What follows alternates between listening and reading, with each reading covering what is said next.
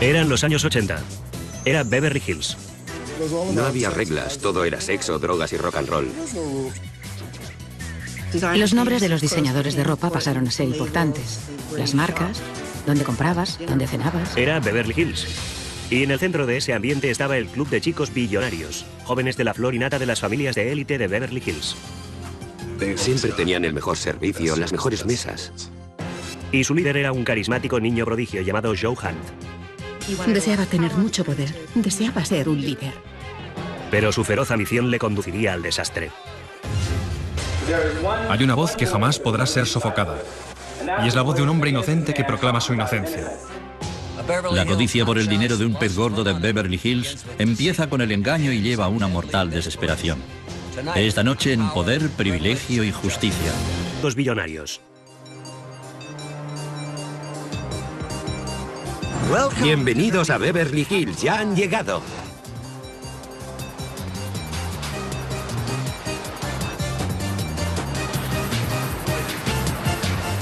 Durante casi 75 años, Beverly Hills ha sido un refugio para los ricos y famosos. Es increíble ver cómo se gasta el dinero la gente aquí, en Beverly Hills. Zapatos, bolsos, cremas faciales. Es increíble. En una década de consumo conspicuo, Beverly Hills era la capital mundial de las compras. Todo se basaba en exhibir tu riqueza, en cuánto tenías, y hasta cierto punto era decadente. Era casi demasiado, algo excesivo. Así eran los 80. Era una atmósfera de alto octonaje, de codicia y miedo, que en 1984 se vio estimulada por la ambición de un hombre y la desaparición de otro. El 8 de junio se denunció la desaparición de Ron Levin, un turbio hombre de negocios de Beverly Hills con un largo historial de fraudes. Al principio la policía no se tomó muy en serio la denuncia. Recuerdo a Ron Levin de mis días en Beverly Hills. Conducía un Rolls Royce verde. Lo llevaron a mi casa un par de veces y me pareció un hombre inquietante. La resolución del misterio de la desaparición de Levin dejaría al descubierto elaboradas estafas, secuestros y quizá asesinatos. Levin había sido visto por última vez 2 noches antes con un joven hombre de negocios llamado Joe Hunt. Hunt era una figura glamurosa pero misteriosa en Beverly Hills. Hay quien dice que era un genio de las inversiones, otros dicen que era un siniestro timador. ¿Quién era Joe Hunt? Joe Hunt inició su vida siendo Joseph Kamsky, en un mundo muy distinto a Beverly Hills. Creció en Van Nuys, en una casita muy humilde. Era una casita pequeñita, llena de gente y rodeada de otras casitas pequeñas, y a duras penas lograban sobrevivir. El padre de Joe era un hombre emocionalmente distante que trabajaba en una clínica llamada Instituto Americano de la Hipnosis. Su hijo Joe se convirtió en un conejillo de indias de sus teorías sobre la autohipnosis. Iba a enseñar a Joe la capacidad de hipnotizarse y programarse para cualquier objetivo que tuviera, y le inculcó la idea de que había que eliminar cualquier distracción o cualquier cosa que se interpusiera en el camino hacia lo que deseabas. Al cumplir los 12 años era ya muy evidente que Joe era distinto. Era excepcionalmente inteligente, con una mente despejada y bien organizada, centrada en la consecución de sus objetivos. Ganó con facilidad una beca para la prestigiosa escuela de secundaria Harvard en Beverly Hills. Algunas de las mejores familias enviaban a sus hijos a esa escuela. Todo el mundo venía con chofer desde la zona oeste y desde Beverly Hills. Ibas a visitar sus casas y eran mansiones. Joe deseaba desesperadamente ser aceptado por sus ricos compañeros de clase, pero era desgarbado y estaba sin pulir. Joe sabía que hacía falta para conquistar ese mundo: dinero y poder. Y él quería las dos cosas. Era evidente que a Joe le atraía el dinero. Creo que es difícil crecer en esta ciudad, en la clase de círculos en los que creció sin preocuparse por el dinero. Y no creo que el dinero hubiera bastado en el caso de Joe. Él quería tener mucho poder. Quería ser un líder. Después de graduarse, Joe fue a la USC a estudiar contabilidad. A los 19 años se presentó al examen para CPA y lo aprobó. Más tarde reivindicaría ser la persona más joven en la historia de California que lo lograba. Como muchas de las reivindicaciones de Joe, no era del todo cierta. Dudo que fuera la persona más joven en aprobarlo. Reivindicaba muchas cosas. Eso formaba parte de la personalidad de Joe Hunt. Siempre había algo de verdad en lo que decía, pero lo exageraba un poco más para darse importancia. En su prisa por hacerse rico, Joe abandonó la USC en su segundo año. Se presentó en una reunión de selección de personal para una gran empresa de contabilidad del centro y les dijo que estaba a punto de graduarse. Ellos no lo comprobaron porque de inmediato expuso el hecho de que había superado el examen para CBA. Joe obtuvo el empleo, pero enseguida se aburrió de la contabilidad. En 1981, Joe llegó a la Bolsa Mercantil de Chicago para hacer fortuna. Cuando Joe fue a Chicago, hizo su entrada con una gran seguridad en sí mismo y con toda la chulería de que era capaz, creyendo que con su cerebro y con sus escasos conocimientos iba a arrasar en el mercado de los artículos de consumo. En realidad, el consumo es un mercado arriesgado, incluso para la gente que sabe lo que se hace. Y Joe no tenía ni idea de lo que estaba haciendo y perdió todo el dinero que había intentado invertir. Joe necesitaba cubrir sus pérdidas y las reglas no importaban. Reclutó inversores y empezó a invertir su dinero. No poseía licencia para gestionar un grupo de inversiones, pero procedió a crearlo igualmente. Y cuando la noticia llegó a oídos de las autoridades de la Bolsa Mercantil de Chicago, Joe cometió el grave error de primero tratar de engatusar, luego intimidar y finalmente enfrentarse al vicepresidente de la Bolsa Mercantil, lo que le llevó al punto de la destrucción total. Fue expulsado de inmediato de la bolsa. He conocido a muchos hombres como Joe. Los grandes contratiempos no les perturban, nunca tienen la culpa de nada y el fracaso solo les hace más audaces. Así que Joe lió el petate y regresó a Beverly Hills con grandes planes. Después de la pausa, Joe Gamsky se convierte en Joe Hunt y regresa a Beverly Hills con la intención de hacer su agosto.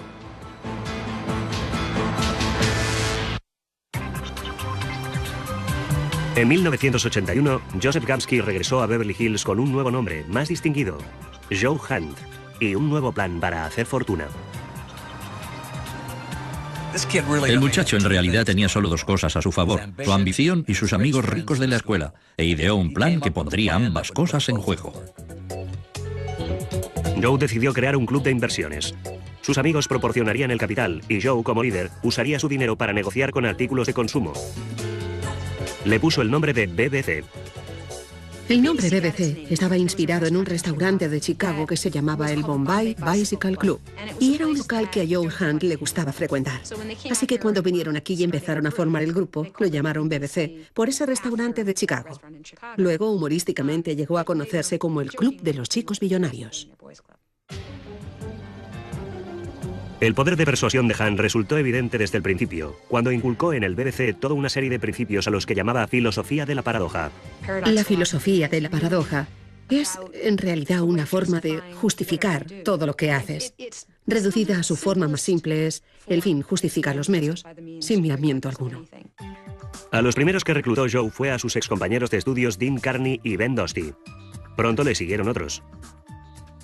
Todos procedían de familias ricas y ninguno tenía idea de cómo apañárselas por su cuenta. Ricos, mimados e inseguros. Eran perfectos para Joe. Casi parecía como el salvador de todos. Quiero decir que tenía ese don especial. A todo aquel que llegaba a conocerle, le causaba la impresión de ser la persona con la que deseaba estar, la que podía ayudarle a alcanzar sus objetivos, tanto si eran financieros como personales. Joe era como una roca. En el otoño de 1982, dos excompañeros de estudios más se unieron al BBC, Tom y David May. Los hermanos May eran herederos de la fortuna de la compañía May y se unieron a ese club de chicos billonarios para creer que habían logrado algo por su cuenta, en lugar de que se lo sirvieran en bandeja de plata. Con los dos hermanos May a bordo, empezaron a llover aún más miembros y más dinero. Al principio, tuvieron mucho éxito a la hora de reunir dinero. Y esa era la verdadera importancia de los jóvenes que Joe trajo al grupo, que tenían contactos. Y sus contactos estaban profundamente enraizados en la comunidad. Consiguió penetrar en ese círculo. Beverly Hills, Bel Air. Todo fue en aumento progresivo. Joe abrió una cuenta comercial en la prestigiosa firma Cantor Fitzgerald y empezó a comprar y vender artículos de consumo de alto riesgo. Estaba seguro de que no podía perder, y al principio no lo hizo. Joe empezó en Cantor Fitzgerald y de hecho tuvo éxito. En muy poco tiempo Joe tenía en definitiva aproximadamente $1 par de millones en sus cuentas de inversiones. Joe pronto alquiló para el BBC una costosa serie de oficinas en el edificio Wells Fargo, en el corazón de Beverly Hills. Gastó miles y miles de dólares en asegurarse que él y los demás miembros del grupo parecían y actuaban como peces gordos. Cenas caras en Spago, trajes de Armani de $4.000 y coches deportivos alemanes. Quería que todo el mundo le viera como la persona triunfadora que él se consideraba. Quería que la gente creyera que había logrado un gran éxito, que era todo un personaje. Se convirtieron en un grupo fácilmente identificable. Aparecían en los sitios vestidos iguales o bien con trajes de ejecutivo o con smoking si acudían a algún evento de gala. La gente sabía que estaban relacionados con familias muy acaudaladas. Ellos sabían cómo sacarle partido. Iban impecablemente vestidos con trajes de diseñadores, poseían coches caros de los últimos modelos, llevaban relojes Rolex, lucían todos los atavíos necesarios para impresionar. El BBC intentó crear un negocio para adaptar los coches de lujo europeos a los criterios estadounidenses, pero los beneficios pasaron a ser menos importantes que el placer. Poseían una flota de coches. De hecho, compraron un montón de turismos BMW de la serie 700 que se suponía tenían que modificar y vender, pero les gustaba tanto conducirlos que se convirtieron en la flota del BBC y en el proceso añadieron un par de Mercedes y un Rolls Royce. Una de las secretarias de BBC me describió lo que esos muchachos hacían en realidad, diciendo que se ponían el traje de ejecutivo de papá y venían a jugar a las oficinas. Y creo que esa era una descripción muy acertada. Teniendo a sus inversores felices, Joe continuó corriendo grandes riesgos en el mercado. Hacía apuestas o colocaba dinero en inversiones que a largo plazo habrían proporcionado generosos beneficios, pero nunca conseguía reprimirse y gestionar el dinero para realizar una operación inversora eficaz. Siempre quedaba en una situación tan desventajosa en los márgenes que si en cualquier momento se producía el más ligero desliz, quedaba al descubierto y constantemente se tropezaba con ese problema. El dinero con el que Joe Hahn jugaba era real, y empezó a perder mucho en el mercado de los artículos de consumo. Pronto se vio utilizando dinero de nuevos inversores para pagar a otros inversores y crear la ilusión de que estaban ganando dinero. La gente le estaba entregando miles y miles de dólares, los ahorros de toda una vida. Cogían todo el dinero que tenían y le decían: toma Joe, eres el mejor, tú puedes lograrlo, confiamos en ti sin reservas. Estuvo ganando dinero durante una temporada, después dejó de ganarlo y continuó pagando como si obtuviera beneficios, lo convirtió en un esquema piramidal. El negocio de Joe se había convertido en un castillo de naipes. Joe Hahn era de los que se creían sus propios cuentos, pero tenía que saber que su elaborada estafa no podía seguir así eternamente sin un gran ajuste de cuentas. En la primavera de 1983, Joe conoció al hombre que cambiaría las vidas de todos los miembros del BBC. Ron Levin, de 40 años, era una figura conocida en los restaurantes y clubs de moda de Beverly Hills. Yo le veía en Le Dom, tenía una mesa, estaba constantemente allí. Recuerdo haberle visto en Spago, en el Hotel Beverly Hills, en el Polo Lounge. Levin era un hombre de negocios con una estela de planes fraudulentos a sus espaldas. Había sido arrestado varias veces por robo y fraude. Igual que Joe, creía que el secreto del éxito era la imagen. Solía decir: si tienes un Rolls y un Rolex, puedes hacer lo que quieras y ser quien quieras. Para él era así como funcionaba el mundo. Yo te robo a ti y tú le robas a otro. Cuando le estafo, te estoy dando una lección. Levin y Hahn vieron mucho de sí mismos en el otro.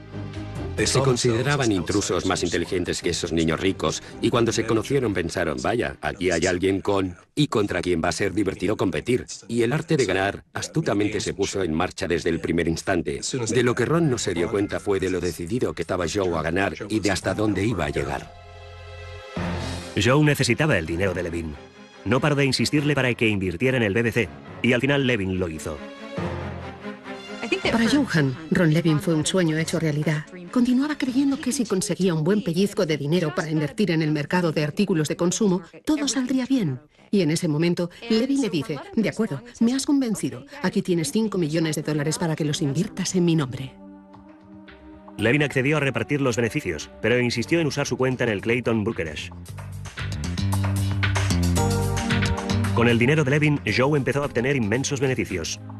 Podía mostrar un estado de cuentas con un total de $13,5 millones. La parte de Joe iba a ser de $5 millones.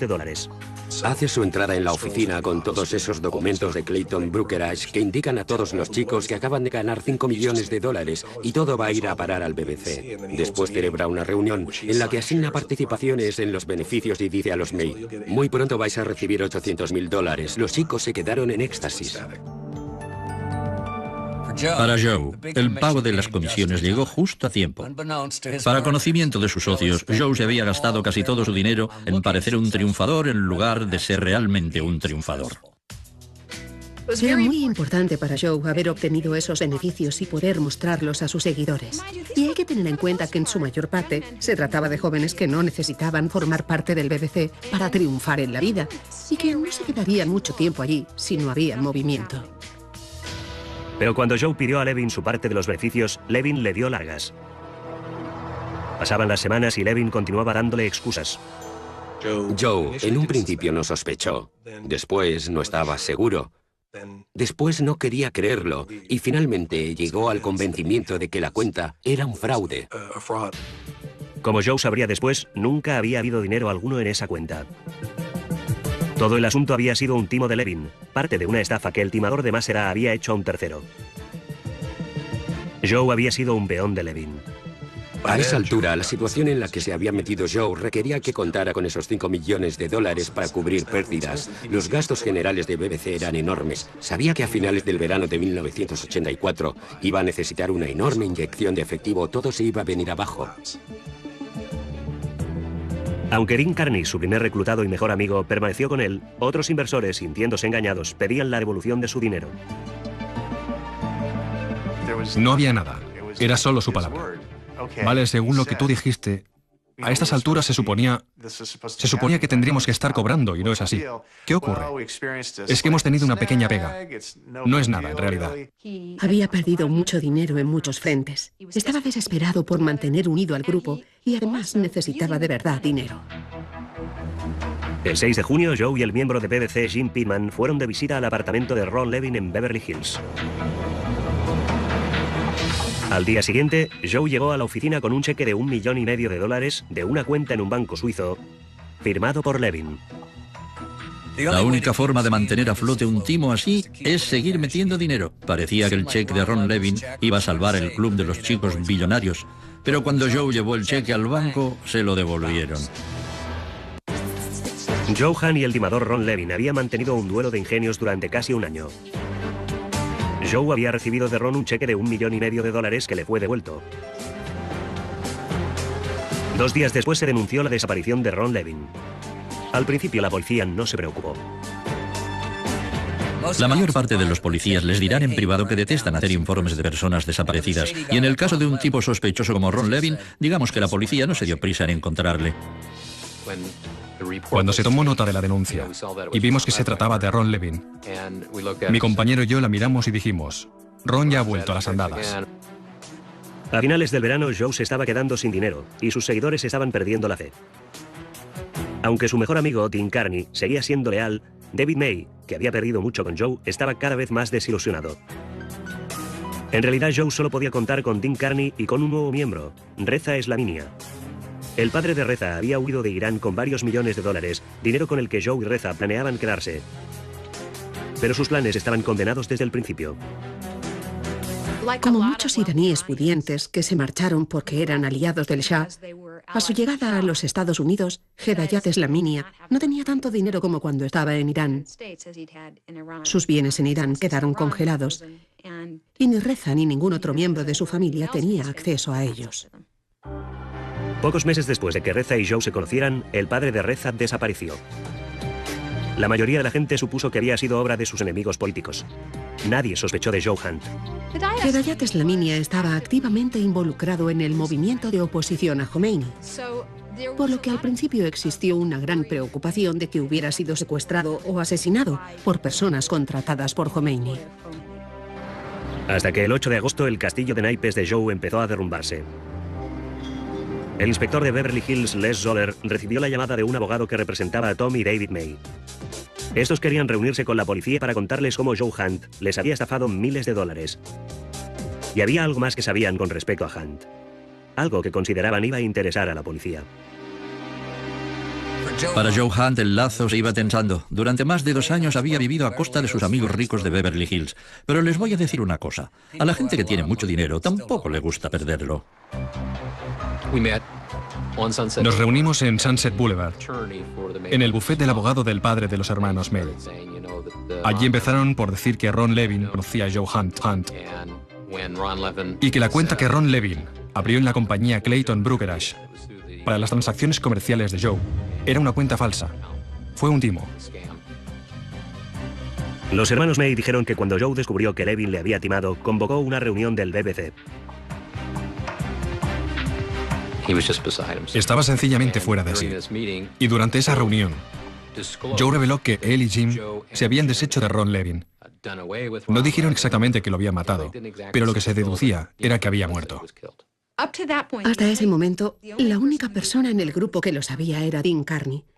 Y fue un momento en el que se produjo un gran caos en el grupo, ya que la gente intentaba estudiar qué hacer a continuación. La policía se quedó estupefacta ante la acusación de Tom y David May. Obtuvieron una orden para registrar el apartamento de Levin, donde hicieron un increíble descubrimiento.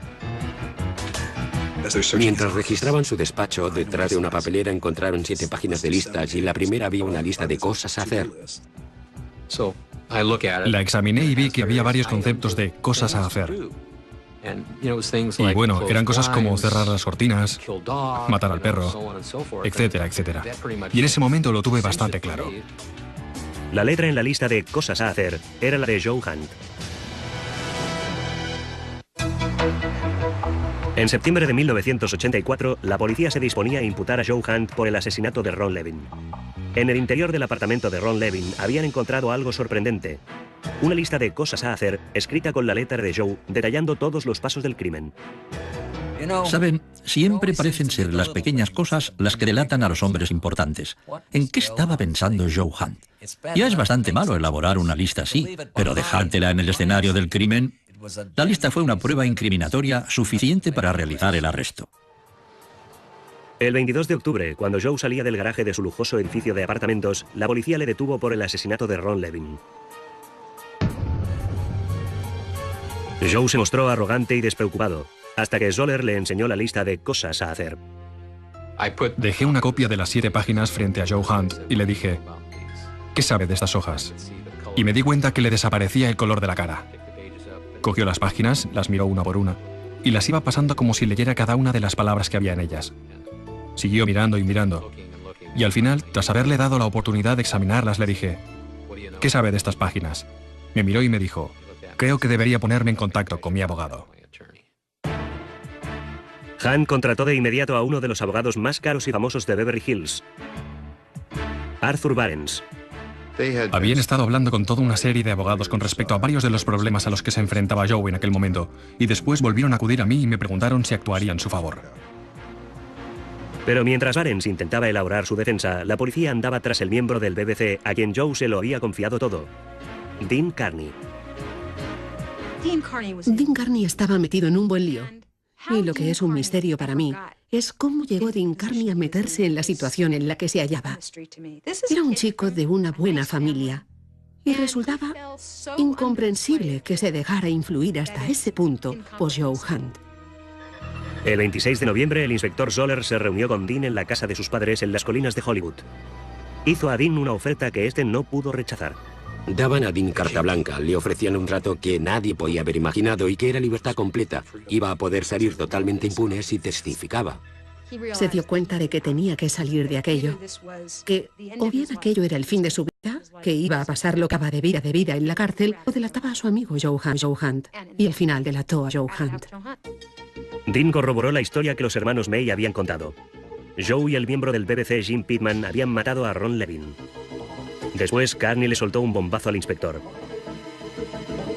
Le contó que Joe estaba detrás de otro asesinato. La muerte de Hedayat Slaminia, el padre del miembro del BBC, Reza Slaminia. El plan era secuestrarle, llevarle al sur de California y meterle en un sótano en el que pensaban torturarle, hasta que facilitara la información sobre sus bienes. Pero según contó Dean, el plan salió terriblemente mal. Fueron hasta donde vivía. Entraron haciéndose pasar por transportistas. Llevaban una caja enorme, un baúl grande, Usaron cloroformo para dejarle fuera de combate. Le metieron en el baúl. Y después, en la parte trasera de un camión de mudanzas que habían alquilado en Los Ángeles para subir hasta allí. Probablemente murió de asfixia en el trayecto hacia el sur desde San Francisco. Eran unos cabezas de chorlito. Quiero decir que no se aprende muy pronto que cuando se captura una mariposa hay que hacer agujeros para que pueda respirar. Es algo muy básico. Dean contó a Zoller que él y Joe se habían deshecho del cuerpo en Soledad Canyon. 2 días después, Dean condujo al inspector al lugar. Miré debajo de un matorral y vi un cráneo. Y vi la parte inferior de una mandíbula, con dientes. Y esa fue la clave para identificar los restos de Yetat Slaminia, gracias al odontograma. El 8 de diciembre de 1985, Joe Hunt fue acusado de un segundo crimen: el asesinato de Hedayat Slaminia. Los 2 cargos de asesinato conmocionaron Beverly Hills. Creo que fue un gran escándalo, porque es algo que sorprende, que pudiera haber tal caos en una vida que a uno le parece tan perfecta, según los cánones de Beverly Hills. Cada vez que alguien era detenido o algo más era descubierto, prestabas más atención al tema. A pesar de su ostentación y su dinero, Beverly Hills siempre ha preferido guardar para sí sus escándalos. Pero el club de los chicos billonarios era diferente. Cuando comenzó el juicio, el bombo de los medios alcanzó nuevas cotas.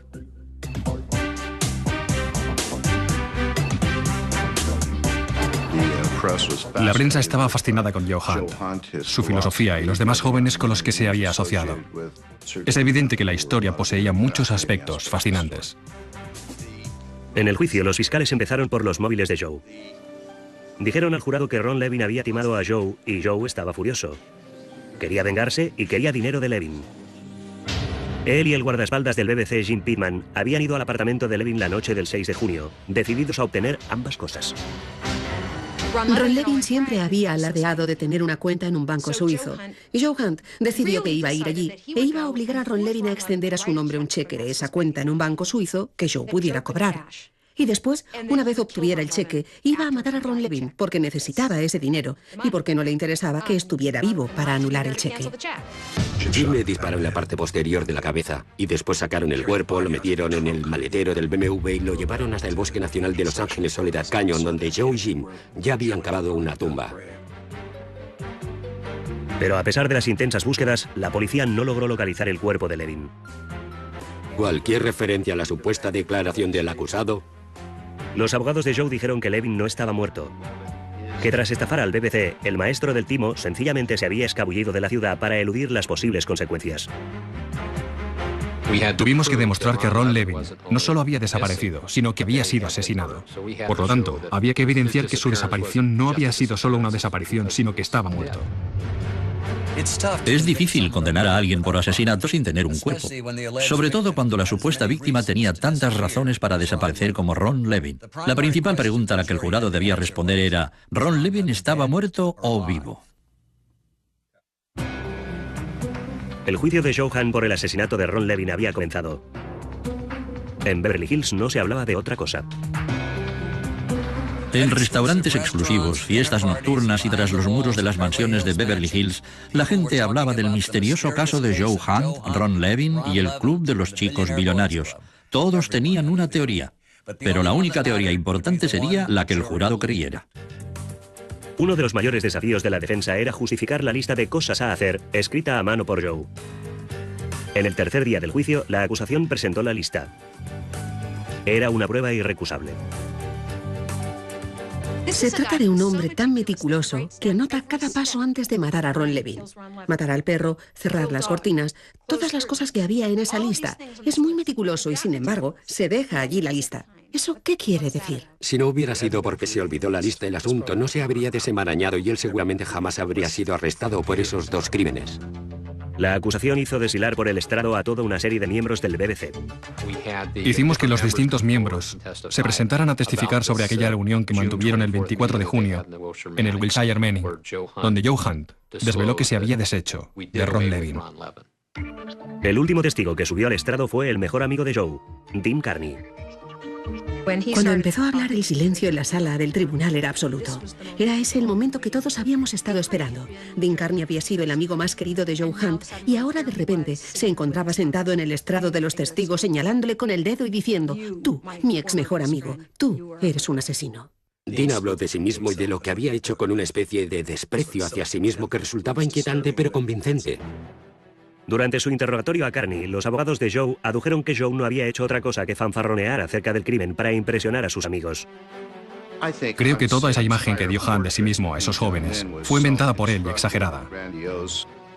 La capacidad de cometer un homicidio para vengarse de una supuesta fechoría o timo, por el cual Ron Levin les había convertido en víctimas, a mi entender parecía corresponderse con su exageración.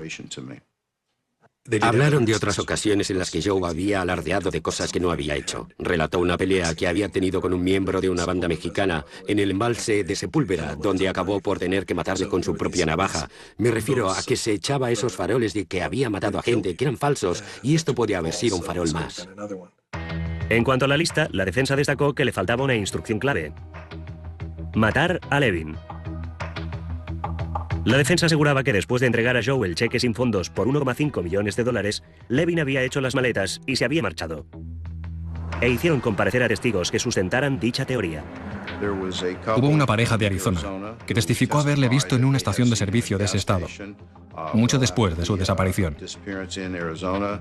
Creo que quizás suscitase ciertas dudas.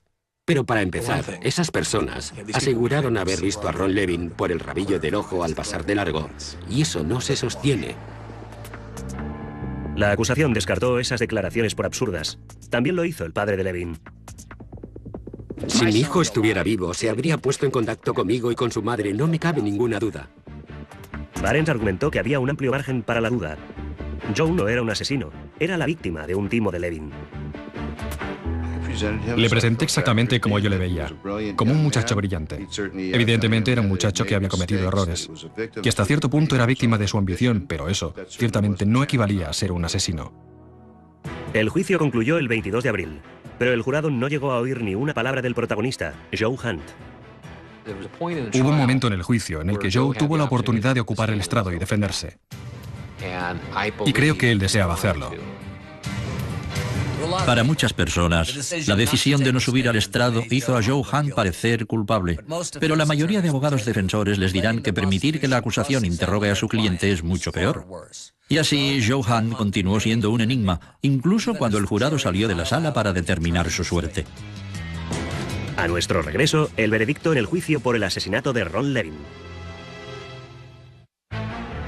El 22 de abril de 1987, un jurado de California anunció que había alcanzado un veredicto en el juicio de Joe Hunt por el asesinato de Ron Levin. Si era condenado, Joe podía enfrentarse a la pena de muerte. No hay nada comparable a la intensa expectación que suscita el anuncio de un jurado de que ha alcanzado un veredicto. Y esta no fue una excepción. Nosotros, el jurado, en la acción judicial de referencia, declaramos al acusado Joe Hunt culpable de asesinato y violación de la sección del Código Penal 187. La larga trayectoria de Joe Hunt engañando al mundo por fin había acabado. Le quedaba una sola esperanza: que el jurado le condenara a cadena perpetua, no a la cama de gas. Para el padre de Ron Levin, la elección estaba clara. ¿Qué pienso de él? ¿Cómo querría verle? Querría verle morir. Es así como querría verle.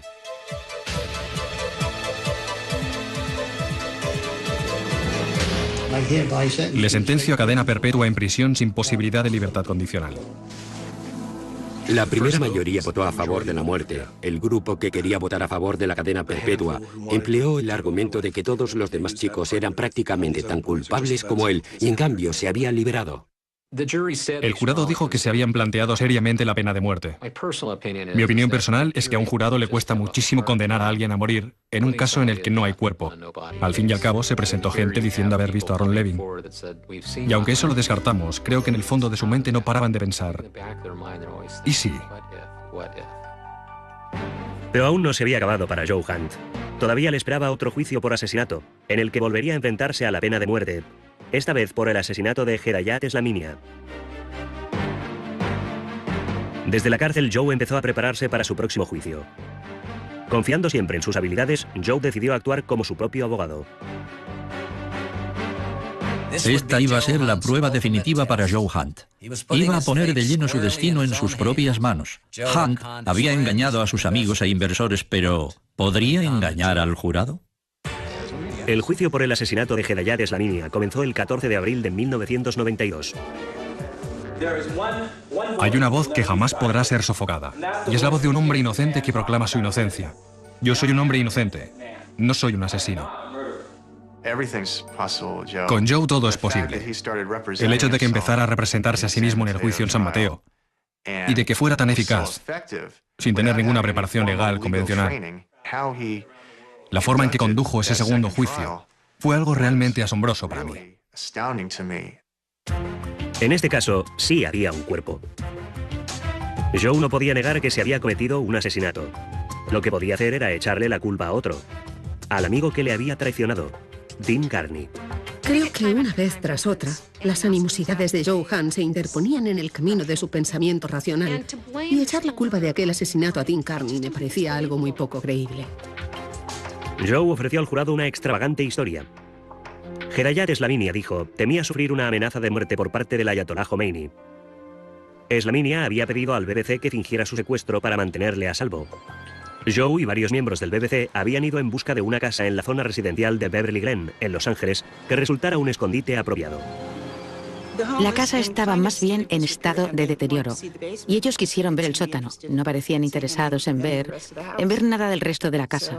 Y después de un rato volvieron a subir y dijeron, nos la quedamos. Joe declaró que una vez hubieron secuestrado a Slamania, Dean Carney tenía la misión de custodiarlo. Era una historia absurda según la cual Dean se quedó a solas con Slamania y decidió matarle porque supongo que en el bote haber montones de dinero y de oro o algo parecido. A Dean le había entrado el pánico y a la vez le había vencido la codicia. En fin, que Dean mató a Slamania. A lo largo de todo su testimonio, Joe tuvo a todo el jurado en el borde de sus asientos. Todos los miembros del jurado dijeron que Joe Hunt era uno de los mejores abogados defensores que habían visto. En cambio, no era muy buen testigo en su favor. Contó una historia que a todas luces era absurda. A pesar de la absurda historia, el carisma de Joe era más potente que nunca. El 10 de diciembre de 1992, el jurado anunció que no podía alcanzar un veredicto. Se declaró juicio nulo y el Estado optó por no volver a juzgar el caso. Joe regresó a la cárcel para cumplir cadena perpetua por el asesinato de Ron Levin. La historia del Club de los Chicos Billonarios había terminado. Lo que la gente debatiría durante años era cómo había atraído Joe a tantos jóvenes privilegiados a su telaraña de engaños y asesinatos. Creo que Joe ofrecía algo irresistible. Accedía a esos muchachos en un momento de sus vidas en el que se sentían muy vulnerables. Ese gran abismo que tenían que superar entre la infancia y la edad adulta. Él estaba aquí y les decía, mira, hay un puente. No es nada difícil. Ni siquiera tienes que cambiar de tren de vida. Sígueme y la vida será fácil. Joe Hunt pasará el resto de su vida en una cárcel de California, lejos del boato de Beverly Hills que él tanto anhelaba. En cuanto a los demás miembros del BBC, ninguno de ellos pasó un tiempo significativo entre rejas. Puede que Joe Hunt los condujera hasta el borde del precipicio, pero solo él acabó precipitándose.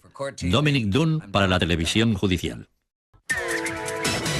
Eran los años 80. Era Beverly Hills. No había reglas, todo era sexo, drogas y rock and roll. Los nombres de los diseñadores de ropa pasaron a ser importantes. Las marcas, dónde comprabas, dónde cenabas. Era Beverly Hills. Y en el centro de ese ambiente estaba el Club de Chicos Billonarios, jóvenes de la flor y nata de las familias de élite de Beverly Hills. Siempre tenían el mejor servicio, las mejores mesas. Y su líder era un carismático niño prodigio llamado Joe Hunt. Deseaba tener mucho poder, deseaba ser un líder. Pero su feroz ambición le conduciría al desastre. Hay una voz que jamás podrá ser sofocada, y es la voz de un hombre inocente que proclama su inocencia. La codicia por el dinero de un pez gordo de Beverly Hills empieza con el engaño y lleva a una mortal desesperación. Esta noche en Poder, Privilegio y Justicia. Los billonarios. Bienvenidos a Beverly Hills, ya han llegado.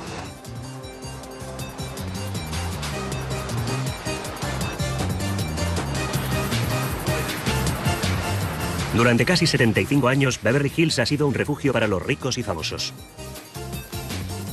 Es increíble ver cómo se gasta el dinero la gente aquí, en Beverly Hills. Zapatos, bolsos, cremas faciales. Es increíble. En una década de consumo conspicuo, Beverly Hills era la capital mundial de las compras. Todo se basaba en exhibir tu riqueza, en cuanto tenías, y hasta cierto punto era decadente. Era casi demasiado, algo excesivo. Así eran los 80. Era una atmósfera de alto octonaje, de codicia y miedo, que en 1984 se vio estimulada por la ambición de un hombre y la desaparición de otro. El 8 de junio se denunció la desaparición de Ron Levin, un turbio hombre de negocios de Beverly Hills con un largo historial de fraudes. Al principio la policía no se tomó muy en serio la denuncia. Recuerdo a Ron Levin de mis días en Beverly Hills. Conducía un Rolls Royce verde. Lo llevaron a mi casa un par de veces y me pareció un hombre inquietante. La resolución del misterio de la desaparición de Levin dejaría al descubierto elaboradas estafas, secuestros y quizá asesinatos. En su prisa por hacerse rico, Joe abandonó la USC en su segundo año. Se presentó en una reunión de selección de personal para una gran empresa de contabilidad del centro y les dijo que estaba a punto de graduarse. Ellos no lo comprobaron porque de inmediato expuso el hecho de que había superado el examen para CPA. Joe obtuvo el empleo, pero enseguida se aburrió de la contabilidad.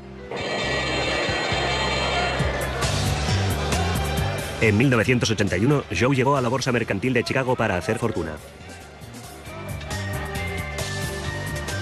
Cuando Joe fue a Chicago, hizo su entrada con una gran seguridad en sí mismo y con toda la chulería de que era capaz, creyendo que con su cerebro y con sus escasos conocimientos iba a arrasar en el mercado de los artículos de consumo. En realidad, el consumo es un mercado arriesgado, incluso para la gente que sabe lo que se hace. Y Joe no tenía ni idea de lo que estaba haciendo y perdió todo el dinero que había intentado invertir. Joe necesitaba cubrir sus pérdidas y las reglas no importaban. Reclutó inversores y empezó a invertir su dinero. No poseía licencia para... Levin había sido visto por última vez 2 noches antes con un joven hombre de negocios llamado Joe Hunt. Hunt era una figura glamurosa pero misteriosa en Beverly Hills. Hay quien dice que era un genio de las inversiones, otros dicen que era un siniestro timador. ¿Quién era Joe Hunt? Joe Hunt inició su vida siendo Joseph Kamsky, en un mundo muy distinto a Beverly Hills. Creció en Van Nuys, en una casita muy humilde. Era una casita pequeñita, llena de gente y rodeada de otras casitas pequeñas, y a duras penas lograban sobrevivir. El padre de Joe era un hombre emocionalmente distante que trabajaba en una clínica llamada Instituto Americano de la Hipnosis. Su hijo Joe se convirtió en un conejillo de indias de sus teorías sobre la autohipnosis. Iba a enseñar a Joe la capacidad de hipnotizarse y programarse para cualquier objetivo que tuviera, y le inculcó la idea de que había que eliminar cualquier distracción o cualquier cosa que se interpusiera en el camino hacia lo que deseabas. Al cumplir los 12 años era ya muy evidente que Joe era distinto. Era excepcionalmente inteligente, con una mente despejada y bien organizada, centrada en la consecución de sus objetivos. Ganó con facilidad una beca para la prestigiosa escuela de secundaria Harvard en Beverly Hills. Algunas de las mejores familias enviaban a sus hijos a esa escuela. Todo el mundo venía con chofer desde la zona oeste y desde Beverly Hills. Ibas a visitar sus casas y eran mansiones. Joe deseaba desesperadamente ser aceptado por sus ricos compañeros de clase, pero era desgarbado y estaba sin pulir. Joe sabía que hacía falta para conquistar ese mundo: dinero y poder. Y él quería las dos cosas. Era evidente que a Joe le atraía el dinero. Creo que es difícil crecer en esta ciudad, en la clase de círculos en los que creció sin preocuparse por el dinero. Y no creo que el dinero hubiera bastado en el caso de Joe. Él quería tener mucho poder. Quería ser un líder. Después de graduarse, Joe fue a la USC a estudiar contabilidad. A los 19 años se presentó al examen para CPA y lo aprobó. Más tarde reivindicaría ser la persona más joven en la historia de California que lo lograba. Como muchas de las reivindicaciones de Joe, no era del todo cierta. Dudo que fuera la persona más joven en aprobarlo. Reivindicaba muchas cosas. Eso formaba parte de la personalidad de Joe Hunt. Siempre había algo de verdad en lo que decía, pero lo exageraba un poco más para darse importancia.